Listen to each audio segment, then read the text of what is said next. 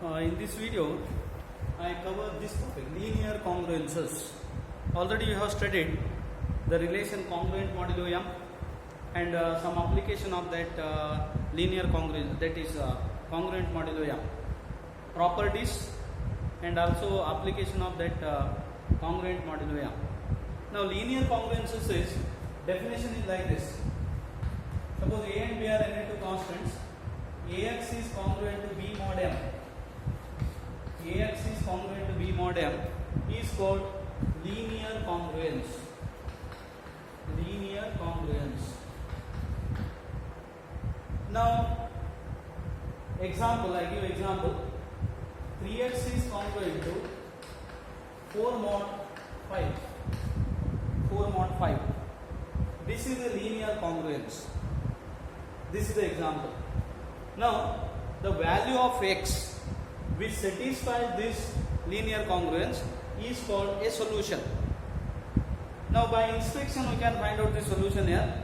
Of course, we have a method to find the solution of linear congruence and how many solutions are there, whether a solution exists. For that we have a theorem. Now, in this example, I explain what is the solution of this linear congruence. 3x is 4 mod 5. Now take x is equal to 1. X is 1 doesn't satisfy this. X is 2 doesn't satisfy. X is 3.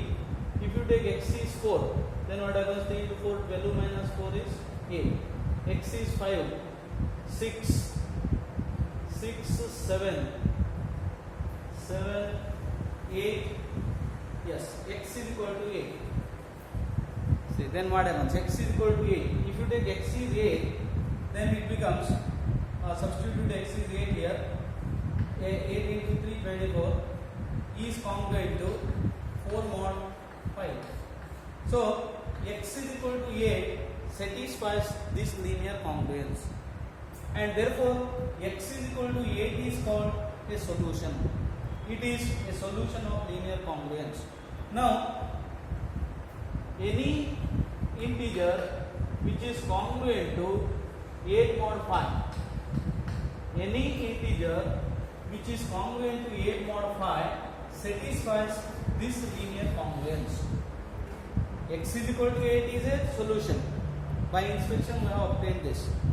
But x is 8 is a solution, then x is equal to 8 mod 5 satisfies this linear congruence. And this is called incongruent solution. Incongruent solution of this linear congruence. So, what is linear congruence? Ax is b mod m is called a linear congruence. One example is this, 3x is 4 mod 5. By inspection, x is equal to 8 satisfies this linear congruence. Therefore, it is called a solution. And if x is equal to alpha is a solution, x is equal to alpha is a solution of this linear congruence, then x is congruent to alpha mod m satisfies this linear congruence, and this is called incongruent solution. Incongruent means there is a set of solutions here, not only x is 8. Next is 13. 13 satisfies. X is 8 mod 5 means 1 is 13. Next is add 5, you will get 13 plus 5. 18. 18 also satisfies. You can verify. 18 3 the 54 minus 4 is 50 and it is satisfied. 18. Next is 23. Next is 28. So on. Now this is the solution. Therefore, if x is equal to alpha is the solution of the linear congruence, ax is b mod m, then x is alpha mod m is a solution. You will get one set here, and that is called incongruent solution of this linear congruence. Now, suppose a congruent modulo, that is linear congruence, is given. We have a theorem which gives whether this linear congruence has a solution or no solution, or if there is a solution, how many solutions are there.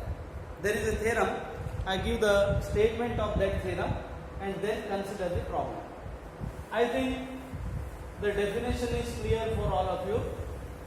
All of you understood the definition, linear congruence. Now the theorem is like this. Theorem is the linear congruence AX is B mod M has first one unique solution if the GCD of A and M is 1. See the previous example, what we have taken previous example, 3x is congruent to 4 mod 5. Am I correct? 3x is congruent to 4 mod 5. Here AX is congruent to B mod M. A and M, 3 and 5. Their GCD is 1. They are relatively prime. Therefore, there is unique solution. So, we have obtained a unique solution for this. Unique means one set of solution we have. That is unique. And if second is if AM is equal to D. Suppose GCD of A and M is D, not 1. AM is D and D divides B, then there will be D incongruent solutions. Suppose AM is 1, there is unique solution. AM is D and D divides B, then D number of incongruent solutions. And if AM is D and D doesn't divide B, there is no solution. See, we have taken this theorem. Proof, I think it is not necessary or it is not in your syllabus. Some problems may be asked and we use this theorem. First we apply this theorem and verify whether there is a solution and whether the solution is unique or no more number of solutions are there or no solutions. You followed this one. I think all of you understood the theorem. I explain again. AX is B mod M is suppose a linear congruence. Then it has a unique solution if GCD of A and M is 1. That means they are relatively prime. Second, if GCD of A and M is D, D divides B, then D incongruent solutions. I explained what are incongruent solutions. Suppose AM is D and D doesn't divide B, then what happens? There is no solution. Now I consider some problems here. Example, solve 2x is congruent to 3 mod 7. 2x is congruent to 3 mod 7. Example. First, what you have to do? You have to apply this theorem first.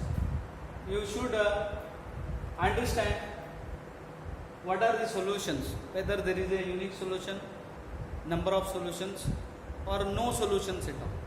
For that, what you have to do? GCD of A and M is 1. Therefore, unique solution. By inspection,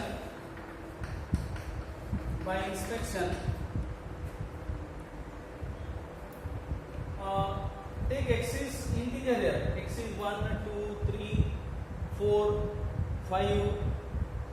Is it a solution 5? Yes, because when x is equal to 5, substitute here, you will get 2 into 5, 10, 10 minus 3, 7, and 7 divides 7. So, x is equal to 5 is a solution. But what is the incongruent solution? X is 5 mod 7 is incongruent solution. There is a unique solution and the solution is x is congruent to 5 mod 7. This is the problem.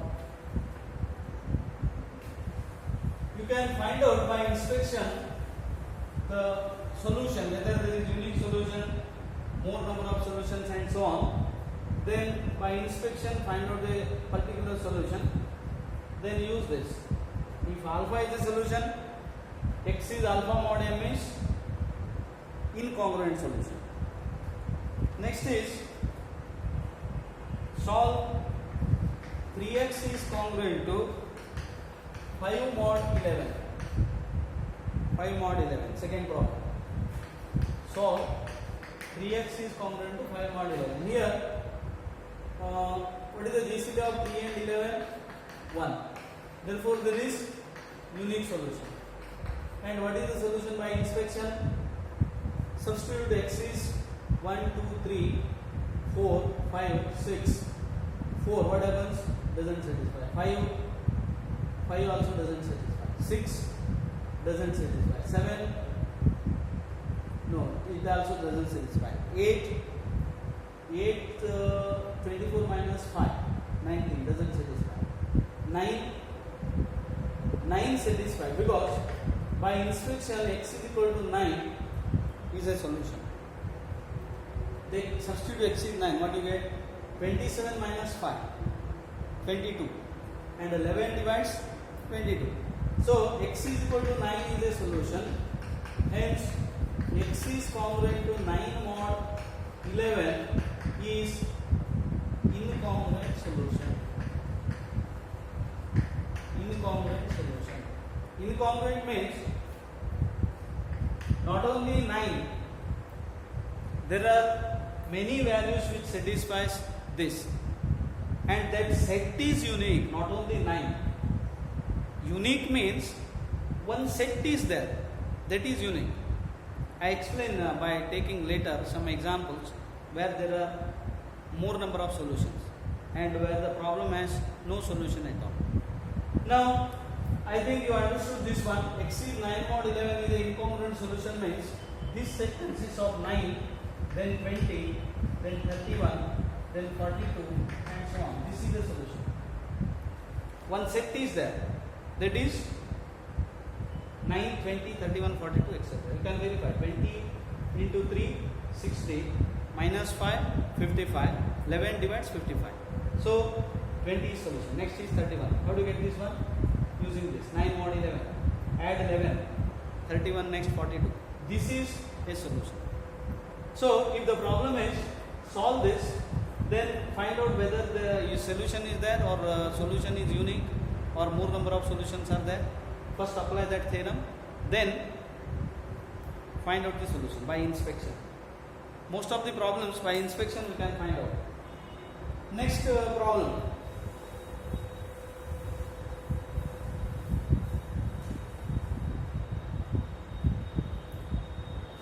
So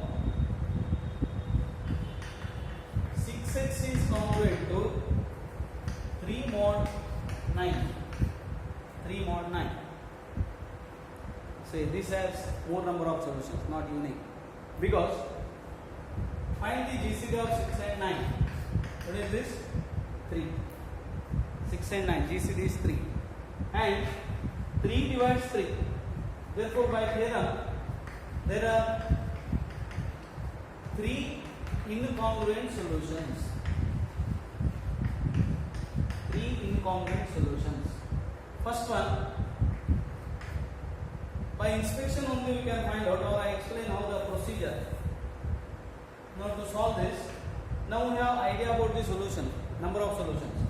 How many solutions are there? 3 incongruent solutions are there. Because GCD of 6 and 9 is 3, 3 divides 3. So D is 3 here, 3 number of solutions are there, incongruent solutions. To find out that, what the 6 is 3 mod 9 implies? 9 divides 6x minus 3. This implies 6x minus 3 is 9k. Therefore 6x is 9k plus 3. What is k here? K is an integer. That is important. K is an integer. X is 9k plus 3 divided by 6. Now you have to choose this k an integer so that x is also an integer. because what is x? X is an integer there.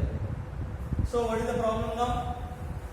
We have this x is 9k by 3 or 9k plus 3 by 6. What is k? Integer, and x also must be integer. Now take k is equal to 1. What happens? 9 plus 3 by 6. So what is x? X becomes 2. When k is 1, x is equal to 2. Therefore this is one solution. So x is congruent to 2 mod 9 is one solution. Take k is 2. If you take k is 2, 18 plus 3, 21 upon 6 is not an integer. Take 3 therefore. 27 plus 3. When k is 3, x is equal to 5. Am I correct? 9 3 is 27 plus 3, 30 upon 6 is 5. Therefore, x is 5 mod 5 mod 9 is another solution. Two solutions are over. And it has one more solution. Take k is equal to 4. X will not get x as an integer. K is 5. 9 5 the 45 plus 3. 48 by 6 is 8. So it is x is 8. When k is 5, x is equal to 8. So this is the solution. Therefore x is equal to 8 mod 9 is another solution. So how many solutions are there?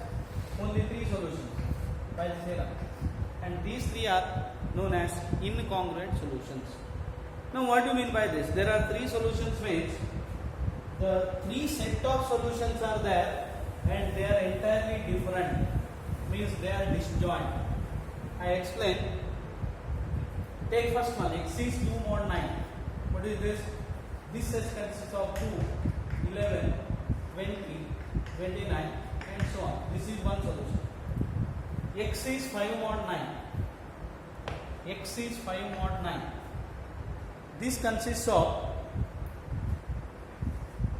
5, then 14, 23 and so on. This is one solution. Next solution is, what is the next solution? 8 mod 9. 8, 17, 17 plus 9, 26 and so on. You know that these 3 are disjoint. They are entirely different. First solution is 2 mod 9 and it consists of 2, 11, 20, 29 and etc. One solution. Second, this is another solution. This is the third solution. And they are entirely different sets. X is 2 mod 9 means it consists of one set here. That is called incongruent solution. 3 solutions are there for this equation. And these 3 are the disjoint sets. This is about number of solutions. Now consider an example where it has no solution. Such congruences are also there where solution may not exist. I consider that problem now.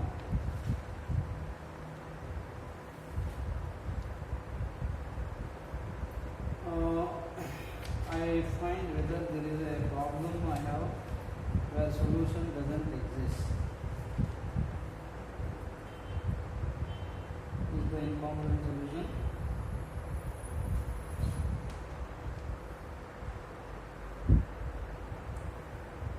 Let us have some problems where no solution is there. Now these are the problems. 3x plus 2 is 0 mod 7. 0 mod 7. Now we have to write this as 3x is congruent to minus 2 mod 7. Because you know that in congruences you can add any integer, subtract, or you can multiply by any integer. So this is a linear congruence, you can easily solve this. Then 3x is congruent to 1 mod 125. These are exercise. You will try to solve this. Now I take a problem where no solution exists. I have not taken here. but I try to construct a problem where solution doesn't exist. 3x is congruent to, I think this board is shining and I write here. You must be able to read also. 3x is congruent to 4 mod 9. 4 mod 9. I have taken randomly a problem and I explained this has no solution. Because what is GCD of 3 and 9? 3 and 9 is 3. And 3 doesn't divide 4. 3 doesn't divide 4. This is the theorem. If GCD of A and M is D and D divides this B, this is B, then there will be D number of solutions. And D doesn't divide B, there is no solution. Therefore, this has no solution. What do you mean by this has no solution?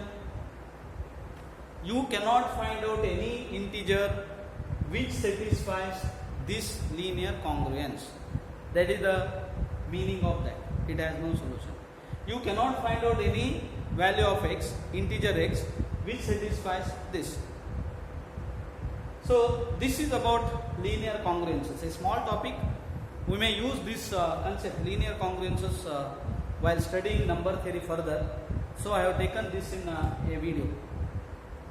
I think I covered all the things here. That means the things which are required in your next study of number theory. Next is Fermat's and Wilson's theorems. I take Fermat's theorem in the next video. Okay, thank you.